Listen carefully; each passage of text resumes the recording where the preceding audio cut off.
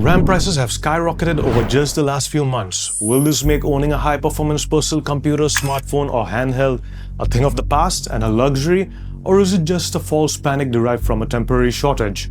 Well, worry not, because I've done some research into this and we're also going to cover steps on how to survive the RAM-apocalypse. This is Jay and welcome to Respawn 529.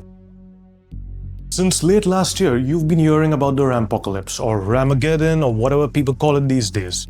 And in case you don't know what that is, here's a recap. Big tech firms see AI integrated into the future of everything we do in our lives. So they want to set up billions worth of AI data centers through projects like Stargate. Because we're almost in kind of a space race where the entity with the most compute power can train to make its artificial intelligence the smartest. And do you know what's at the core of these massive gigawatt data centers? Chips. Not these chips, I mean data chips. Specifically high-speed, high-bandwidth DRAM and NAND flash memory. And they need lots and lots of it. So the AI companies are buying up all this top-of-the-line high-bandwidth memory units, and you know what that leaves us with? Peanuts. And what if, like me, you've got a peanut allergy? What you gonna do then, huh? Well, worry not, I've got you covered. Our first piece of good news comes from the East. You see, the three biggest manufacturers globally for RAM are Samsung, SK Hynix and Micron. And they're locked into AI margins. What they're delivering to the data centers is what we call HBM chips, where HBM stands for high bandwidth memory. These chips are basically modified versions of consumer-grade everyday DRAM with the capability to stack on top of each other like an unholy Lego of impending AI doom, while there's nothing left for the rest of us. But do you know what happens when there's demand and no supply? In Economics 101, it's called the economic vacuum, and that's an opportunity for cash flows. We've got Chinese players like CXMT ramping up legacy DDR4 and entry-level DDR5 RAM chips to shield their own home market. And analysts are eyeing smaller suppliers stepping up their own fabrication expansions to kick in globally. Now, good old Elon Musk has confirmed that even Tesla might build its own terafab for memory. Given these brutal shortages, we might not see consumer-grade, reasonably priced memory modules this year, but by 2027, with more fabrication plants online and competition heating up, we will finally be out of this. The entire RAM and memory problem is very much a temporary thing. Markets hate a vacuum and someone's gonna fill it in.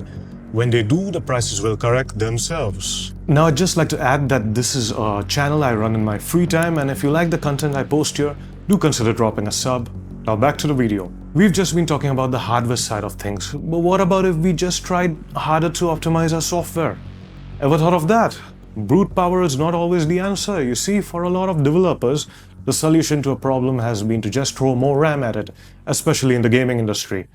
That really explains the ridiculous requirements on some modern AAA titles these days. So the answer to this on the software side is optimization. While it's not always easy, it doesn't take a rocket scientist or a computer scientist to see how this helps. Concepts like shrinking model sizes, putting data in chunks instead of loading gigabytes at once is a practical solution that works. Let's take the new Resident Evil Requiem running on the RE engine as the perfect example of this.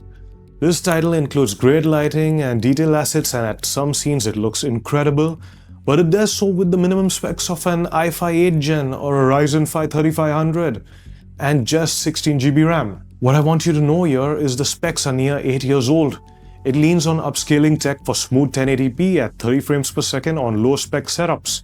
I've seen a guy slap it on a GTX 1050 i5 rig and still get a decent frame rate. Is it ideal? Hell no. But the point I'm trying to make here is well-written code on decent hardware will always perform better than bad code on top-of-the-line hardware.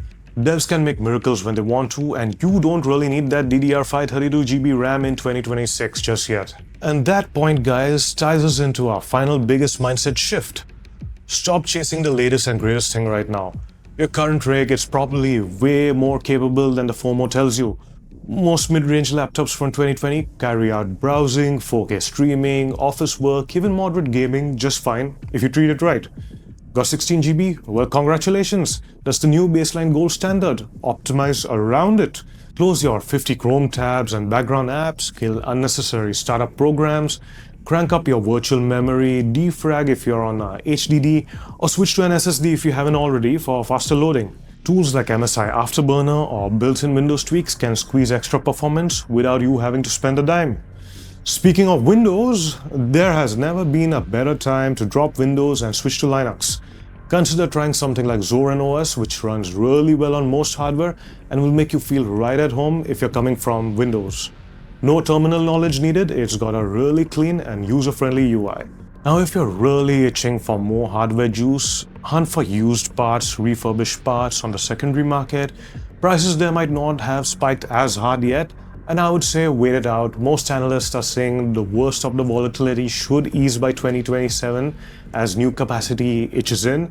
Big players like Apple and Tesla are grumbling about margins too, but they're not panic upgrading everything.